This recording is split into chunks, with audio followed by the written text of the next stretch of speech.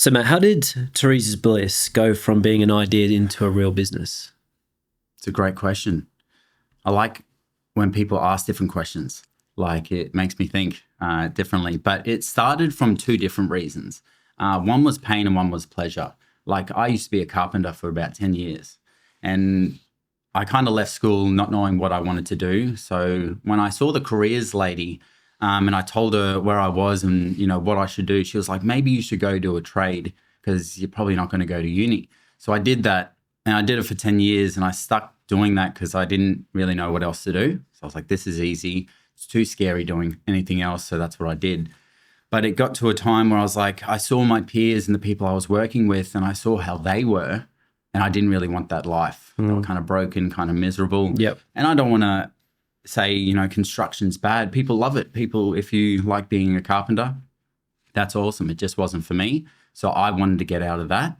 And two, I had a bit of illness and disease in my family, and I unfortunately lost 5 of my aunts and uncles to cancer. But it wasn't just in my family. Like, I could see out that our health as a whole hasn't been that great. Yep. And that's been on illness and disease has been on an incline for a long time. And the quality of our food has been on a decline for a long time. So I could kind of connect the dots. And I wanted to bring back, organic food, real food, wholesome food that I believe is the real healthcare for the body.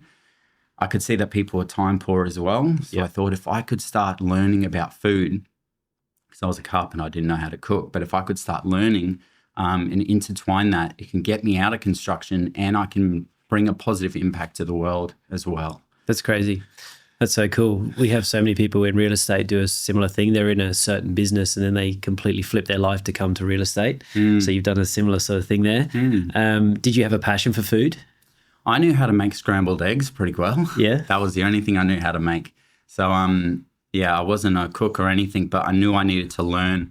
And a phrase that I heard once was, if you want to learn how to play basketball, you go to a basketball court. So I worked in a few kitchens for free so I could learn. I walked into 2 kitchens and said, look, I'm a carpenter by trade. I really want to learn how to make food. I'm willing to work for free. I'll do the dishes. As long as I can be surrounded and learn off you guys, that would be incredible. And 2 places said yes. 4 places said no, but the 2 places that I went into, they took me under their wing and I learned how to make food. So good. So good. This is crazy. This is how this has just started already. The comparisons with our business and people getting into this business is crazy. What you do and what we do, there is so many links here. So it's going to be great for the agents watching this. You've built up quite a loyal customer base now. So when did this go from being this idea to becoming this big business? Another great question. I think over time, focusing on the customers for me has always been the priority. I think I wasn't ever a marketer and a salesperson, but I believe if you can create a good service and create a good product and focus on that, your customers are going to do the work for you and spread the word. Yeah. And you're not spending money on ads because everyone's just referring, customers to you. And it just started growing. So originally I started out of my kitchen at home, just cooling and sick as a carpenter, and then putting the slow cooking on, cooking up, taking the gyms.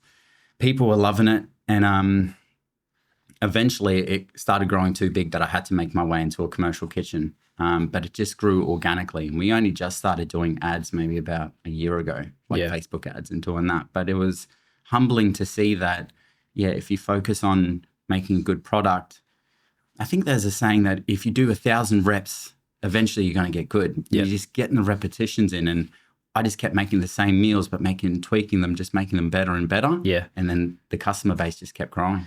Absolutely. Yeah. I've been on your meals now for 12 months and I used to dabble in other meals, I used to just go there. I used to try this out for a couple of weeks and I always used to be like, nah, I just didn't enjoy it, but yours I've been very consistent with because I feel like it's so clean. It's such good food. It comes fresh.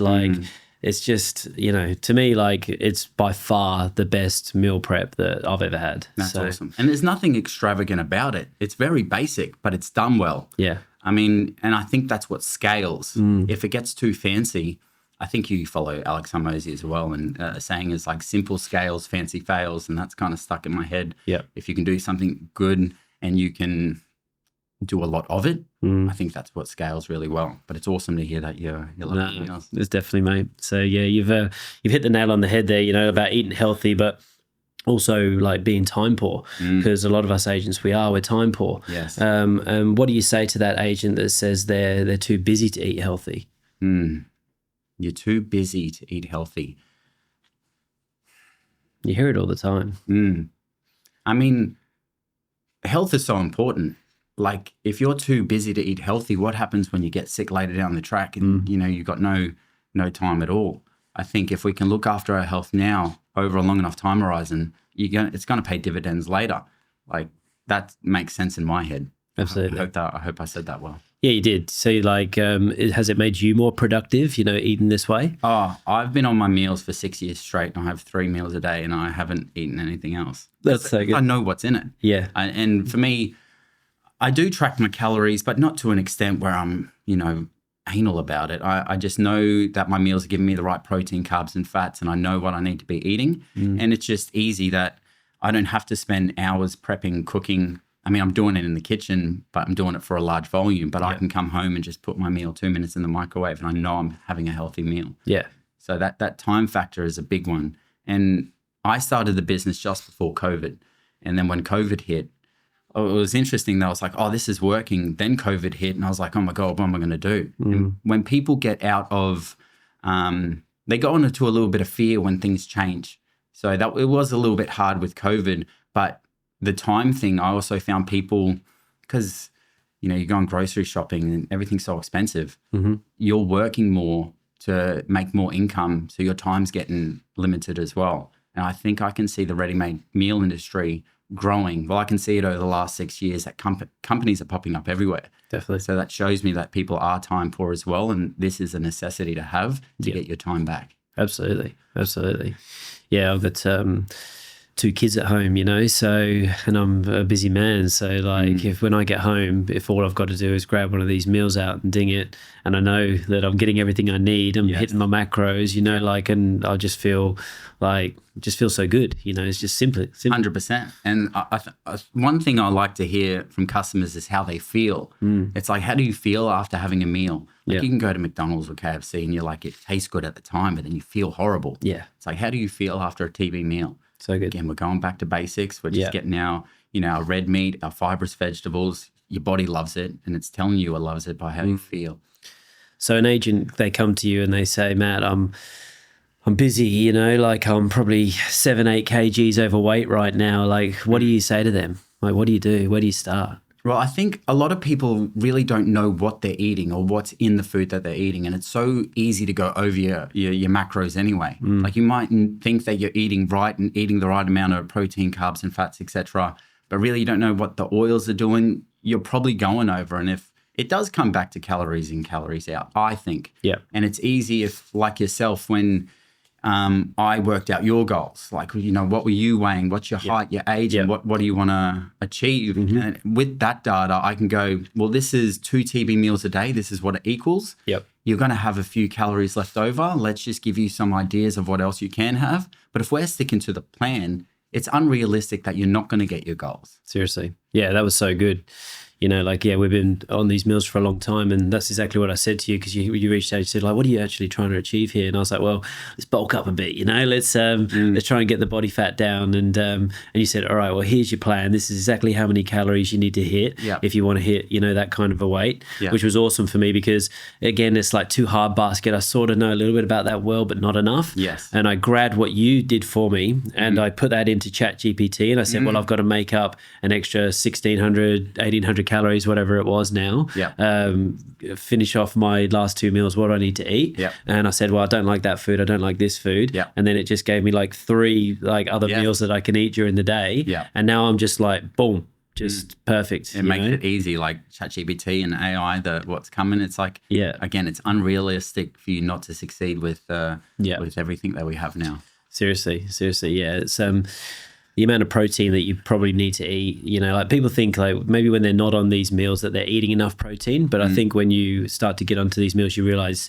you know, oh, I wasn't eating enough protein. Absolutely. So, yeah, it's yeah, it gives you clarity, you know, being a part of this journey that we're on, you know. So let's talk about marketing. And, you know, like your business is built around you. It's built around your personality. It's built around your story, you know. So tell me a bit about that.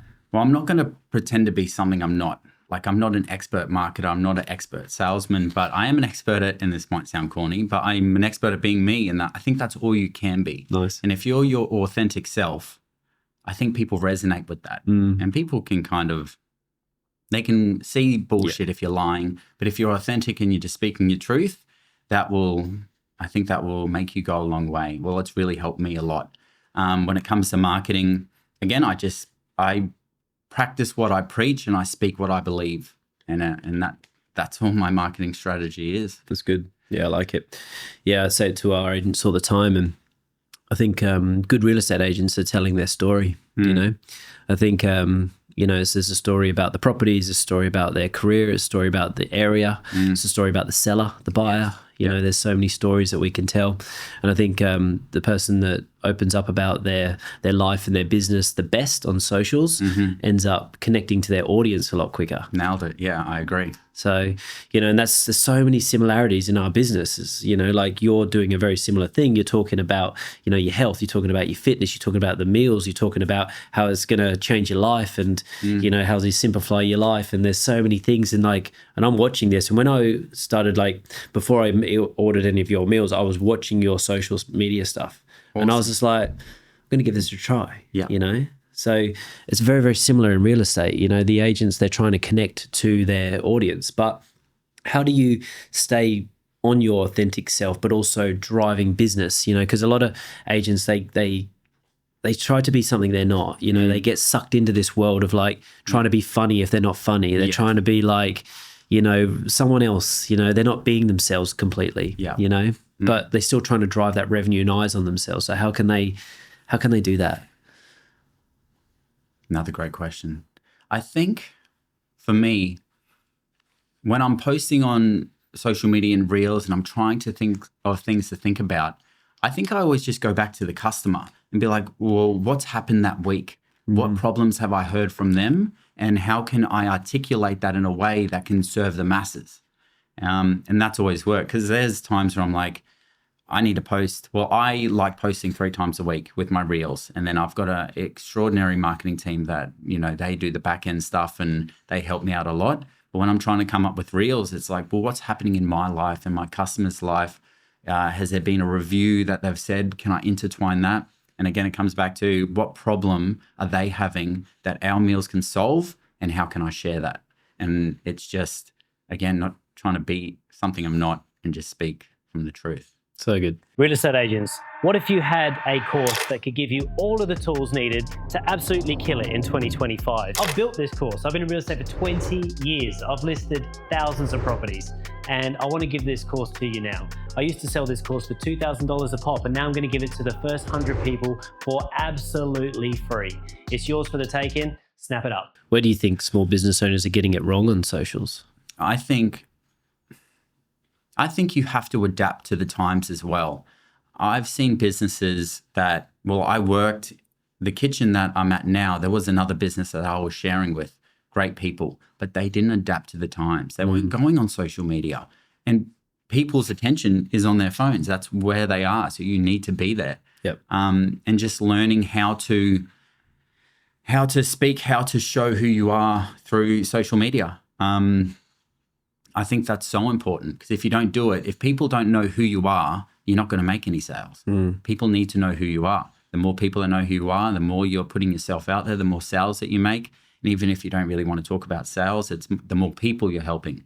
That to me is, I'm I'm very grateful that I get to help a lot of people through the process. Yeah. And the money is the byproduct. Yeah. I'm not saying that I'm, you know, the top whatever. I'm very grateful with my life because I get to help people. So good. So good, bro.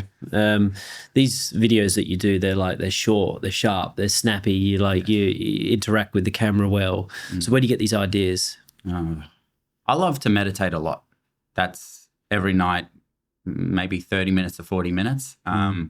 It's religiously for me because as you would know, I think you'd appreciate this, that you're busy all the time. Yeah. You're always doing something. Yeah. And it can be overwhelming. And for me to go home and just meditate and sit and go into that quiet place, for me, it's not even like I'm thinking thoughts, but ideas are coming to me instead. So I try to put the intention to be like, all right, what can I speak about this week? What would bring the most value? And the thoughts, I know it sounds pretty hokey, but thoughts come to me instead. I'm like, that's a great idea. Let's talk about that. Jot it down, and then I can go on with my reels. Yeah, so good. So good. So you'd probably got a whole bunch of challenges with the food industry, but what are some of the bigger challenges that you feel like you've overcome recently? The biggest challenges that I've overcome within the food Just industry. within the business in general, I imagine there's a lot more hoops you got to jump through with your industry, but like what's something that you keep having to improve and change? And Awesome question. So we've always had our meals very similar because, again, I didn't come from a chef background. So I've tried to figure it out as I go along, and I found the 6 meals that work the best, as you would know, and now we're just slightly introducing new meals and we're testing it out. And I've got a whole bunch of meals that I want to do now. Previously, I didn't have the time to make more meals because I was sharing a kitchen, and I got 2 days a week paying pretty high rent, and the time was limited. So I didn't get to, experiment with different meals, but now I can see that it's important to add variety. I know people like variety. I see it's good to look at your competitors and be like, what are they doing? What's working for them? And I can see that they bring in new meals and try things out. So I think experimenting, it does work well. And if you find something that works, go hard on it. yeah, And that's where I'm at now. I think the lamb has worked extremely well. Yeah, I like that as well. It's simple, but I think I've always been scared to try something different. Yeah. Like, what if was it a fluke that I nailed these first meals and now I'm going to try something different? I'm kind of scared. What if it doesn't work out? But I think you have to, whenever I've been fearful to do something and I do it, it's worked out extraordinary. Yeah. So I think, the lamb that's a killer at the moment. Definitely. You ever thought about doing a vegetarian or a vegan range? Well, it's funny you say that. I've never had Guzman and Gomez before except for last week. Yep. And they had a burrito bowl that was awesome. I was like, I could do this so much better. So I want to introduce that. And it'll be a vegetarian option. But then because we already do the lamb, we already do the beef brisket, we already do the beef cheek, we can add them as an option as well. Yep. So you'll be the first one to try that and you can give us your honest feedback. So Josh. good, so good. And so how do you keep customers coming back? Obviously, you have these good meals, but like, is there any other things about your business that make them want to come back? How do we get customers to keep coming back? I think you nailed it when they said customers buy into you and your story and why you're doing it. And I think staying in touch with your customers and not looking at them as just a customer, because they're a person and that they're supporting you. Really, they're my boss. They're the ones that are paying the bills, they're getting the meals and they're allowing me to do what I want to do. So treating them and making sure that everything's okay. I'm very lucky that if I hear a problem that a customer's having, if it's to do with their family, and it's interesting that people come and they might have a family member that's sick. And that to me just shows that I have an opportunity now to help them. So we give them free meals and we're like, this is just for you to give to your sister or your auntie that's going through a tough time. And that's always been a driving force ever since day one, is putting the customer first and giving more value than we take from them through payment. It's like, and we always try to do that. Outside of TV, my very first customer, Sue Fitzpatrick, I was talking to her before I came. She was my first customer and she's been with us for 6 years. And it's building that relationships with them. Yeah. Again, then it's not just a customer. I think if you can have a relationship with them and treat them well, that's important. Definitely. yeah, like I say from the start, and I keep saying it, there's so many similarities with our businesses. Like the agents, they are trying to get themselves noticed. They're trying to, connect to their audience, and they're trying to get these people to work with them. And when they do work with them, they try to look after them, and they care for their clients, and they try and get the best possible result for them on the sale, on the purchase. They want them to have a good experience, and then we want them to go away and tell their friends about us and use us again. And there's so many similarities here. So you've obviously got the fitness background, and you're doing the CrossFit stuff now as well. Yeah. Like how does the sporting world and the business world collide for you? It works out really well. Like, because when I first started the meals, I was going to the gyms, and obviously I've trained all my life. I love fitness. I think we were speaking before. Once you're looking after your body and you're eating well, you feel better, you get more confident. Without our health, we got nothing. Yeah. And I think that's so important, and it reflects in everything that you do. So the gyms just made sense to me. And I'm not a personal trainer. Like, I've got a good idea of, food, training. Yeah. I'm not going to pretend to be someone I'm not and say, I know everything about the fitness industry, but I know enough that I can relate to other people, and that just intertwines together. And I think if you can look the part as well, people judge with their eyes. And if I was overweight and I'm trying to sell health, I don't think people are going to listen to me at all. Definitely. If I look after myself and I can say, this is what I'm eating, this is what I've had for the last 6 years, it just speaks for itself. For sure. You feel like you're a competitive person? A little bit. Yeah, I would say so. Like, I do jiu-jitsu. I enjoy that. I think I'm not competing with anyone, and this might sound cliche, but I do compete with myself. I always do want to get better and better, because that's all that really matters. But competitive in business, I don't look at my competitors and go, I want to beat you. I just want to look after my customers. I just want to bring health to people. If I can just keep doing that, to me, that's success. And there was a quote by Jim Rohn that said, like, if you want to build a cabin in the woods and you go out and do that because that's what you want to do, you're a smashing success. And I like to implement that in my life.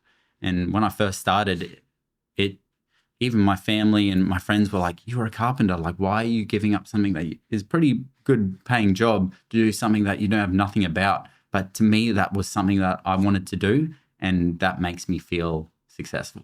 Definitely. So what's next for you? Like, where are you going to take this? So I want to build we're 5 years, this will be our 5 or 6 years. I think we're coming on our 6th year. I want to keep building that foundation, making sure it's right. And then eventually I want to open up another locations. I don't want to open up a big factory and make it factory made food. I think if you've got something that works, duplicate it into another location and keep that community feel so we can still have that same touch. If we lose the customer interaction and the customer feel, I think that's not what I want to do.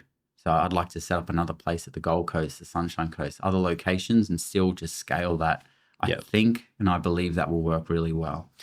Yeah, especially in those types of communities. I was actually come from the Gold Coast. We've been there the last three days, and a couple of the mornings, because I didn't have the kids, I was like, got great sleeps in, so I was like, I'm going to go for runs in the morning. And you think 5 a.m. in the morning, like, you'd see a few people, wouldn't you? But like, I'm literally running down on the beach, and there's like hundreds of people running. Like, there's like a run club every morning down there. They're just popping up everywhere. And you're literally like, just what is going on down here? Like, this environment is crazy. But I think it's great. Like, people are starting to become even more health conscious, which is great. And the running and eating well. Yeah, it's booming. We should do an event. Yeah, we should do an event. Like, we'll get the food there, we'll get the agents there. Absolutely. We'll start to create something. Like, and we'll try and get all of our agents in the right headspace. Because that's what I want with our team. I want them eating healthy. I want them to train. I want them to be mentally fit, because that just makes their lives better. That would be awesome. So we should plan something. It's one thing I do respect about you a lot, Josh, is that you wouldn't do something that you're not doing already. And I watch your content and the team that you're building and the growth that's happening so fast. But you're just, again, you're practicing what you preach and you're saying what you believe. People resonate with that, and the results speak for itself. That's good, bro. We're living our lives. We're doing things that we want to do. we're eating, training, and helping people every day, you know? So what more could we want? 100%. I think you have an appreciation. Well, I have an appreciation for where I am, and I'm so grateful for where I am. And I think I have that appreciation because I didn't enjoy where I was before. So now the contrast is like, this is incredible. I'm so grateful to Nice. be doing what I'm doing. We're going to link your website into the comments into this. So definitely check out Teresa's Bliss, Amazing Meals. Where can people find you? So again, the website, teresasbliss.com if you ever do want meals, but we're on Instagram, Teresa's Bliss, Facebook, and that's all we're really at, but that's where you'll find us. We do have TikTok. I think Instagram for me is where I focus majority of my time. Yeah. I think if I focus that, and then the other channels can come later, but one thing at a time. Yeah, I believe Instagram too for us is where all the agents are. It's where I like to focus. Yeah. What's just before we leave, like, what's your favorite meal? Oh, I'd have to say the honey chicken. Yeah. You can't go wrong. It is so good every time. Seriously. Yeah, I love the honey chicken too. Honey chicken was always my number one. Yeah. But since that lamb's come around, I'm like, oh, that's right there too now. And it's like, it takes us 36 hours to make one meal. Like Correct. obviously we do it at all at once, but because we marinate for 24 hours and we slow cook for 12, it's like, it's just, you can taste the flavor. It's extraordinary. Seriously, you got to check them out, you know. So thank you so much for coming in, mate. I appreciate it. Thanks for having me. Thank you. That's awesome.